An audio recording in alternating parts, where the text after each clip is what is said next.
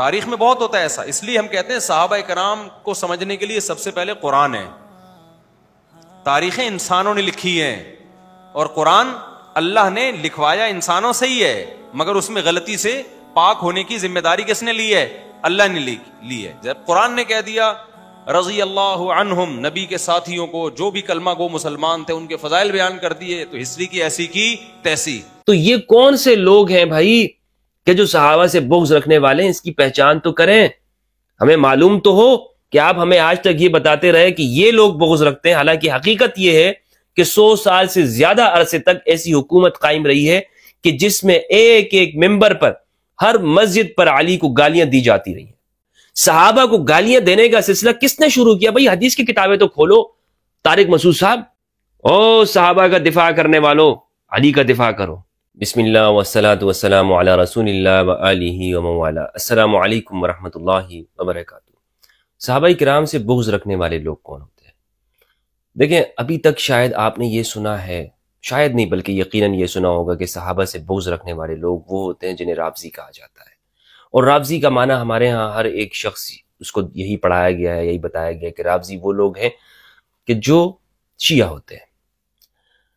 کیا یہ بات حقیقت ہے؟ کیا یہ بات درست ہے؟ کیا یہ ایک فیکٹ ہے, زمینی حقیقت ہے کہ روافض نے صحابہ کرام سے دشمنی کا آغاز کیا, یا صحابہ کرام کا بغض ان کے دلوں میں ہوتا ہے؟ تو حقیقت یہ ہے کہ آج تک ہم سب یہی سمجھتے رہے ہیں, ہم سب کو یہی بات بتائی گئی ہے, یہی بات ہمیں پڑھائی گئی ہے کہ روافض وہ ہیں کہ جن کے دلوں میں صحابہ کرام کا بغض ہوتا ہے. تو آج کی اس ویڈیو میں ہم یہ سمجھیں گے, یہ سیکھیں گے, سمجھنے کی کوشش کریں گے قرآن و سنت کی روشنی میں کہ وہ کون لوگ ہیں کہ جو صحابہ کرام کا بغض ان کے سینے میں, ان کے دلوں میں ہوتا ہے. حقیقت بات, کیونکہ ہمیں ہمیشہ جھوٹ بولا گیا ہے, ہمیں یہ بتایا گیا ہے کہ صحابہ سے بغض رکھنے والے لوگ وہ ہیں کہ جو شیعہ ہوتے ہیں, کہ جو یا علی یا حسین کہتے ہیں, وہی لوگ ہیں کہ جو محرم کے دنوں میں غم حسین مناتے ہیں. یہ لوگ صحابہ کرام سے بغض رکھتے ہیں, صحابہ کرام کو گالی دینے والے ہیں, صحابہ کرام سے نفرت کرنے والے ہیں, صحابہ کے دشمن ہیں, صحابہ کے دشمن, صحابہ کے دشمن.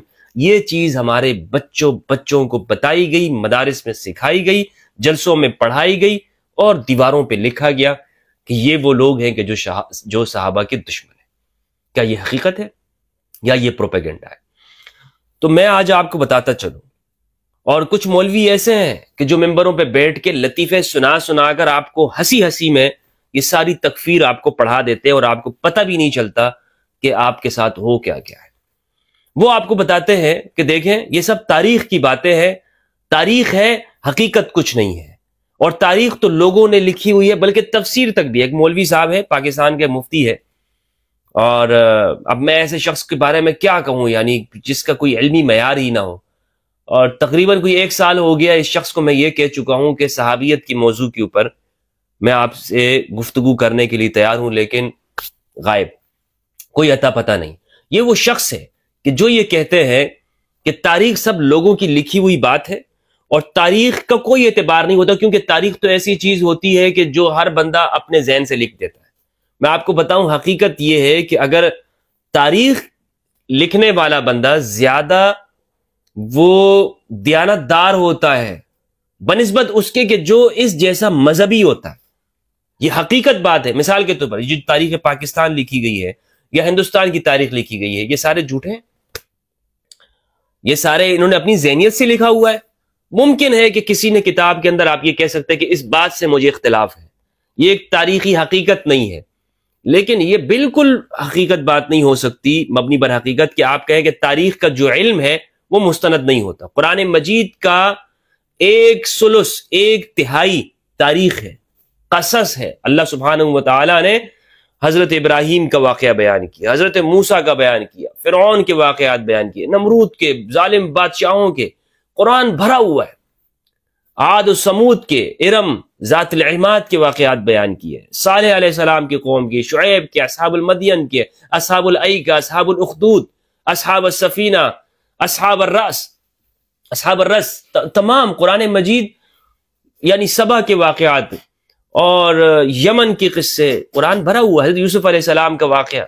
تو قرآن کو اگر آپ اس کا مطالعہ کریں گے تو قرآن کا جو ایک تہائی حصہ ہے وہ تاریخ ہے. تو تاریخ غیر معتبر نہیں ہے، تاریخ معتبر علم ہے.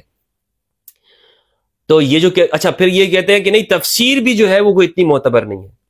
یہ کس لیے یہ بات کہہ رہے ہیں؟ اور ساتھ میں یہ کہتے ہیں کہ قرآن نے جو صحابہ کے بارے میں کہہ دیا وہی حق ہے. بھائی ہم بھی یہی کہتے ہیں کہ جو صحابہ کے بارے میں قرآن نے کہہ دیا ہے وہی حق ہے، وہی حق اور سچ ہے. کہ صحابہ کرام کے بارے میں قرآن نے کہا السابقون الاولون من المہاجرین والانصار والذین اتبعوہم باحسان رضی اللہ عنہم ورضوا عنہ.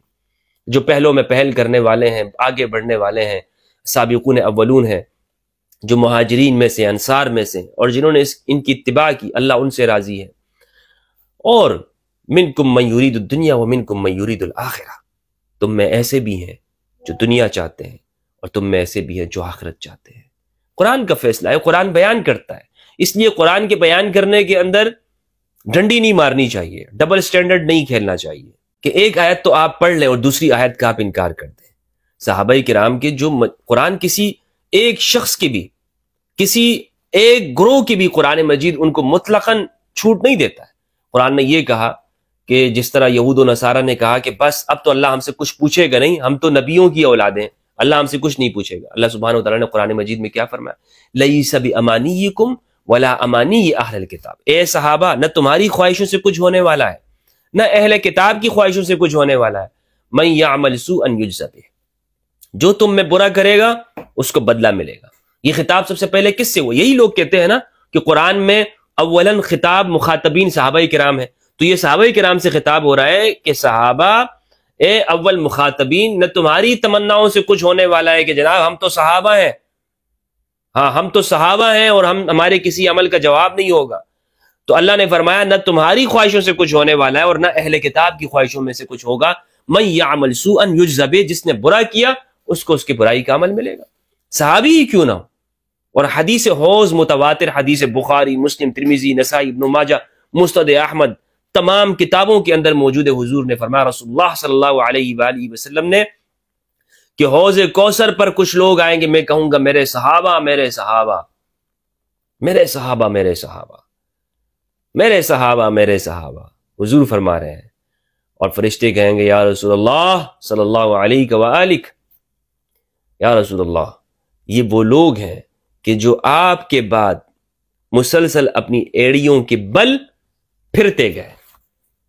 پھر میں کہوں گا کہ دور ہو جاؤ دور ہو جاؤ.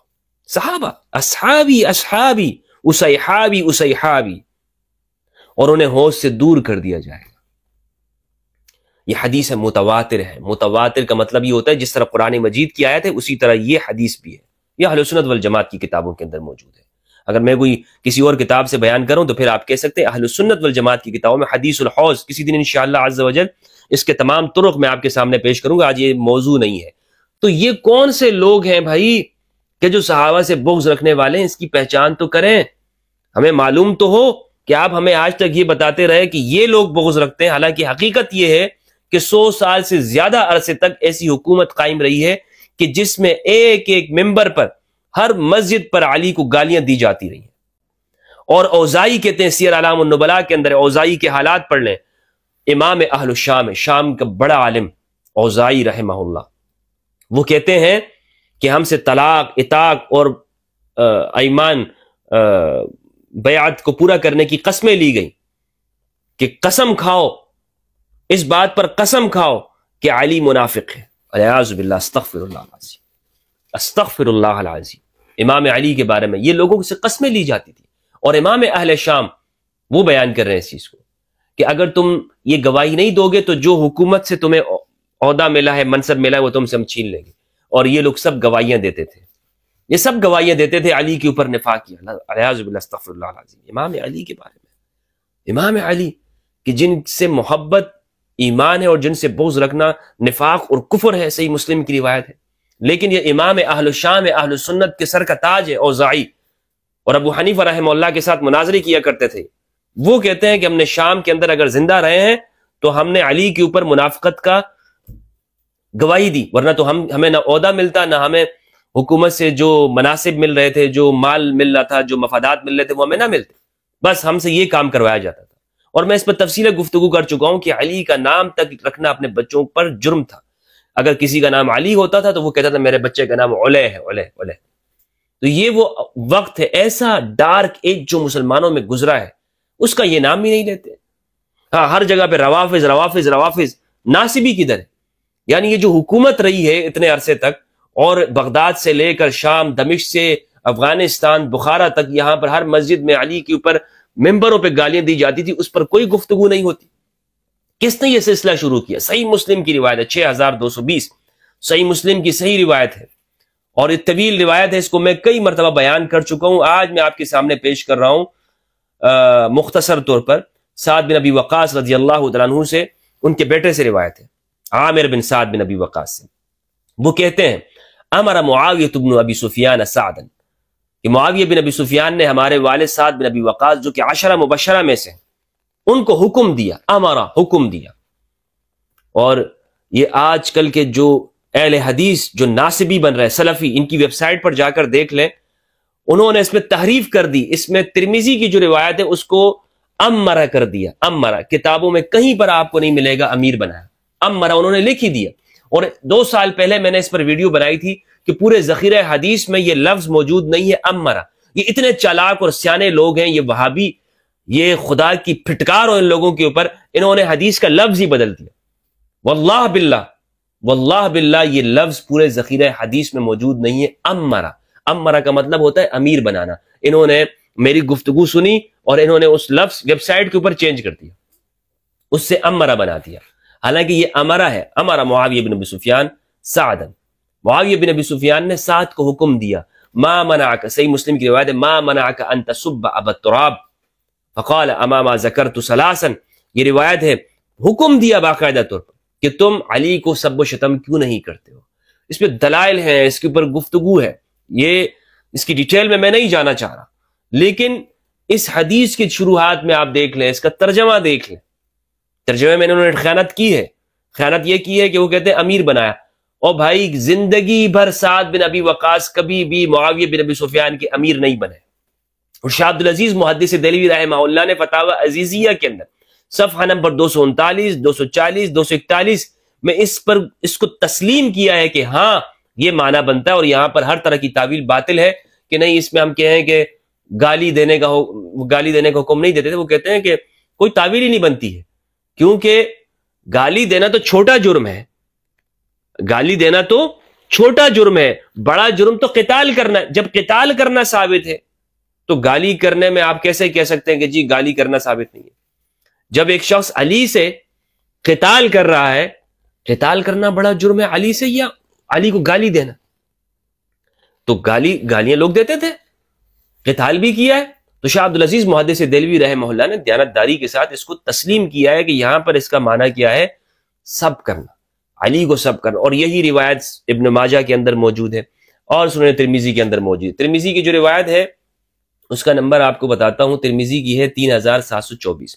اور یہ ویب سائٹ والے نے، اللہ تعالیٰ اس کو پوچھے گا، اس نے تحریف کی ہے، اس کے اندر امرا ترجمہ کیا. اگر یہ ویب سائٹ والا دیکھ رہا، اور مجھے پتا ہے کہ یہ میری ویڈیوز دیکھتا ہے، یہ سلفی وہابی یہ دیکھتا ہے، اور اس نے تحریف کی ہے، اس کے اندر امرا بنا دیا ہے اس کو. اور یہ روایت ہے، اس کے اندر سعد بن ابی وقاص رضی اللہ عنہ نے آگے سے پھر جواب یہ دیا کہ یہ صفات ہیں علی کی، اس لیے میں علی کو برا بلا نہیں کہہ سکتا ہوں، اس لیے میں علی کو سب و شتم نہیں کر سکتا ہوں. سنن ابن ماجہ کی حدیث ہے 121. اس سے اور چیز تھوڑی سی کھل جائے گی. کہتے ہیں یہ روایت ہے ابن ثابت سے، وہ عبد الرحمن ہے، عن سعد بن ابی وقاص، سعد بن ابی وقاص رضی اللہ عنہ سے. وہ کہتے ہیں قدم معاویہ فی بعض حجاتی، معاویہ بن ابی سفیان اپنے ایک سفر حج میں آئے تو سعد رضی اللہ عنہ ان کے پاس ملنے آئے. لوگوں نے علی رضی اللہ عنہ کا تذکرہ کیا تو معاویہ نے علی رضی اللہ عنہ کو نامناسب الفاظ سے یاد کیا. عربی کے الفاظ ہیں قال قدم معاویہ فی بعض حجاتی فدخل علیہ سعد فذکروا علیا فنال منہ. تو فدخل علیہ سعد، جب سعد رضی اللہ عنہ آئے تو لوگوں نے علی رضی اللہ عنہ کا ذکر کیا علیہ السلام. فنال منہ، تو معاویہ نے نالا کا مطلب ہوتا ہے نامناسب الفاظ. نالا کا مطلب گالی دینا بھی، کسی کے بارے میں برا بلا بولنا بھی ہوتا ہے. اور یہاں پر جو ترجمہ کرنے والے ہیں انہوں نے ترجمہ کیا نامناسب الفاظ سے یاد کیا. یعنی علی کے لیے اب نامناسب الفاظ کیا ہو سکتے ہیں؟ نامناسب، انہوں نے زیادہ سے زیادہ بہتر بنانے کی کوشش کی ہے بات کو، لیکن چلے اس کو بھی مان لیتے ہیں۔ تو علی کے بارے میں نامناسب الفاظ، یعنی ایک شخص علی کے پائے کا نہیں ہے، علی کے پائے کا نہیں، اور یہ سب مانتے ہیں کہ وہ علی کے پائے کے نہیں ہیں، وہ علی کے بارے میں نامناسب الفاظ یاد کر رہے ہیں۔ تو کس نے یہ سلسلہ شروع کیا علی کو نامناسب الفاظ سے یاد کرنے کا؟ صحابہ کو گالیاں دینے کا سلسلہ کس نے شروع کیا؟ بھائی حدیث کی کتابیں تو کھولو طارق مسعود صاحب، کیوں لوگوں کو جھوٹ بول رہے ہو تم؟ کیوں لوگوں کو غلط بیانی کر رہے ہو کہ یہ سب تاریخ کی باتیں ہیں، یہ سب تاریخ بیان ہو رہا ہے، یہ حدیث کی، اور انہی حدیث کی کتابوں کے اوپر آپ کا پورا مسلک آپ کھڑا کرتے ہیں، حدیث حدیث حدیث۔ تو پھر کیوں نہیں مانتے ہو اس کو؟ کیوں جھٹلاتے ہو اس کو؟ لوگوں کی آنکھوں میں دھول جھونکتے ہو تم لوگ، ایسے دھول آنکھوں میں ڈال کے غائب ہو جاتے ہو۔ لیکن اس زمانے میں تمہاری دھول نہیں چلے گی، جو تم نے دھول جھونکی ہے لوگوں کی آنکھوں کے اندر، اور اب تو اس پہ اتر آئے ہو، حدیثوں کے اندر تحریف کر رہے ہو، واضح طور پر تحریف، وہ سکھایا جاتا ہے تمہارے یہاں تحریف کرنا، یہودیوں کا کام، جھوٹ میں گالیاں دیتے ہو تم یہودی، سارے کام تم یہودیوں والے تم کرو اور گالیاں ان یہودیوں کو دیتے ہو۔ تو قال فنال منہ، معاویہ نے نامناسب الفاظ یاد کیا، اس پر فغضب سعد بن ابی وقاص جو کہ 10 مبشرہ میں سے، وہ غضب، غصہ ہوئے۔ تو غصہ انسان کس بات پر ہوتا ہے؟ کیا انہوں نے کوئی معمولی بات کی ہوگی کہ جس پر سعد بن ابی وقاص غصہ ہو گئے سعد بن ابی وقاص؟ وقال تقول هذا لرجل سمعت رسول اللہ صلی اللہ علیہ وآلہ وسلم یقول من كنت مولاه فعلی مولاه۔ تم اس شخص کے بارے میں یہ بات کر رہے ہو کہ جن کے بارے میں نے رسول اللہ کو یہ فرماتے ہوئے سنا، من كنت مولاه فهذا علی مولا۔ سعد بن ابی وقاص نے آگے سے یہ حدیث سنائی کہ چپ ہو جاؤ، تم علی کے بارے میں یہ کہہ رہے ہو جس کے بارے میں رسول اللہ نے فرمایا من كنت مولاه فهذا علی مولا۔ کیا مطلب ہے سعد بن ابی وقاص کا؟ کہ حضور نے جس کے بارے میں یہ فرما دی وہ میرا مولا ہے، میرا آقا ہے۔ اگر حضور میرے آقا اور مولا ہے تو علی بھی میرا آقا اور مولا ہے۔ میں اپنے آقا اور مولا کے بارے میں یہ الفاظ نہیں سن سکتا کہ جو تم یہاں پر بیٹھ کر علی کے بارے میں کہے جا رہے ہو۔ کیسے کہہ سکتے ہو تم علی کے بارے میں یہ الفاظ؟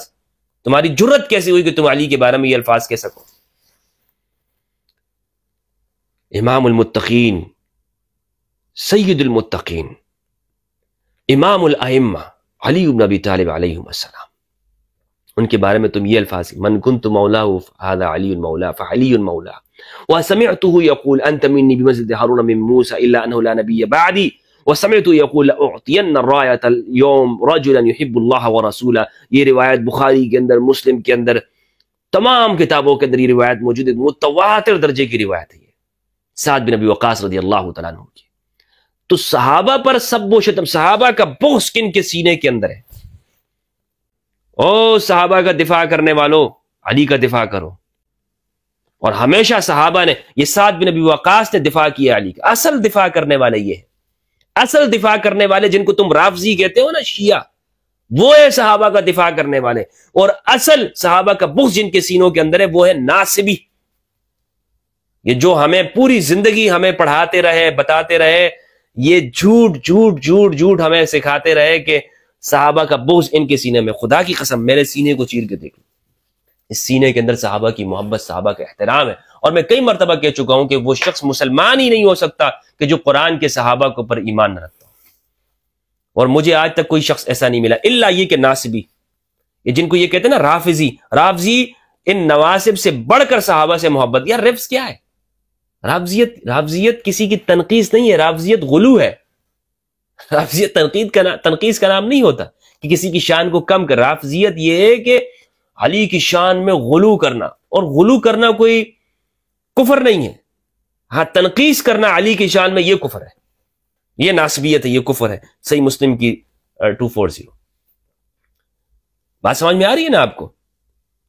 تو آج تک صحابہ کا بغض یہ جو بتاتے رہے، آپ کو معلوم ہوا کہ صحابہ کا بغض کن کے سینوں کے اندر ہے، صحابہ کا بغض کن کے دلوں کے اندر ہوتا ہے؟ ناصبیوں کے اندر ہے، روافظ میں نہیں ہے۔ روافظ میں زیادہ سے زیادہ وہ کہہ سکتے ہیں آپ کے حضرت ابوبکر عمر رضی اللہ عنہما کے حوالے سے، لیکن وہ بھی جو کھرا قسم کا رافضی ہوتا ہے اسے علی کی فضیلت سے ہی موقع نہیں ملتا کہ وہ کہیں اور جائے، کسی اور طرف جائے. ہاں ایسے لوگ موجود ہیں، کوئی بدبخت لوگ کہ جو سب و شتم کرتے ہیں صحابہ کرام کو، لیکن معاشرے کے اندر ان کی کوئی ویلیو نہیں ہے. اپنے مکتب اور فرقوں کے اندر بھی ان کی کوئی ویلیو، ان کو کوئی ایسی ویلیو نہیں دی جاتی کہ جس پر آپ یہ کہیں. ہاں کچھ لوگ ہیں، میں کہہ رہا ہوں کچھ لوگ ہیں، مگر جو اتنا بڑا طبقہ، انہوں نے کتابیں لکھی ہیں تھوڑی تھوڑی جگہوں کے اوپر. یہ دیکھیں یہ بڑی بڑی کتابیں لکھتے ہیں روافظ کے خلاف، رافضیت کے خلاف، لیکن ناسبیت کے اوپر ان کی مختصر، یہ نہیں کہہ رہا ہوں کہ کتابیں نہیں لکھی، لکھتے ہیں، بات کرتے ہیں، لیکن جتنا یہ لوگ رافضیت کو خطرناک سمجھتے ہیں اتنا یہ ناسبیت کے اوپر بات نہیں کرتے. حالانکہ ناسبیت کی حکومت رہی ہے، ناسبیت کی حکومت، روافضیت کی حکومت نہیں رہی ہے. روافظ اتنی طاقت میں نہیں رہے. روافظ یعنی خود آج کی مثال میں آپ دیکھ لیں نا، آج کی مثال میں اگر آپ یہ کہیں کہ شام ہو گیا، لبنان ہو گیا، عراق ہو گیا، ایران ہو گیا، یہ روافظ کی حکومت ہے. لیکن کیا یہاں پر صحابہ کو حکومت کے تحت، حکومت کے آرڈر کے ساتھ صحابہ پر سب و شتم ہوتا ہے یا پابندی ہے؟ اگر یہاں پر ناسبیوں کی حکومت ہوتی تو پھر کیا تھا؟ اور نواسب بھی وہ اس زمانے کے ناسبی، پھر کیا تھا؟ لیکن آج جرت نہیں کر سکتا. آج بھی اگر ناسبیوں کی حکومت آ جائے جرت نہیں کر سکتے. لیکن ایک کہنے کا مقصد یہ ہے کہ ایک دور ایسا گزرا ہے، ایک زمانہ ایسا گزرا ہے کہ جس میں گالیاں دی جاتی تھی. صحیح مسلم کی روایت ہے، حدیث نمبر 6488، باب تحریم سب صحابہ، کہ خالد بن ولید رضی اللہ عنہ اور عبد الرحمن بن عوف رضی اللہ عنہ کے درمیان میں چپکلش ہو گئی، مناقشہ ہو گیا. تو خالد بن ولید نے ان کو برا کہا. حدیث کے الفاظ فَسَبَّهُ خالد، تو خالد نے ان کو گالی دی عبد الرحمن بن عوف کو. تو رسول اللہ صلی اللہ علیہ وآلہ وسلم تک جب یہ بات پہنچی تو آپ نے فرمایا لا تسبوا اصحابی، لا تسبوا احدا من اصحابی، کہ میرے صحابہ میں سے کسی ایک کو گالی مت دو. تم خالد بن ولید سے کہا کہ عبد الرحمن بن عوف میرے صحابی ہیں، تم ان میں سے کسی ایک کو گالی مت دینا. کیا مطلب یہ ہوا؟ مطلب یہ ہوا کہ عبد الرحمن بن عوف کا درجہ خالد بن ولید سے بڑا ہے.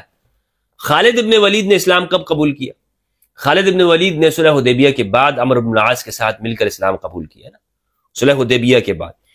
جبکہ عبد الرحمن بن عوف اس سے پہلے مسلمان ہو چکے ہیں.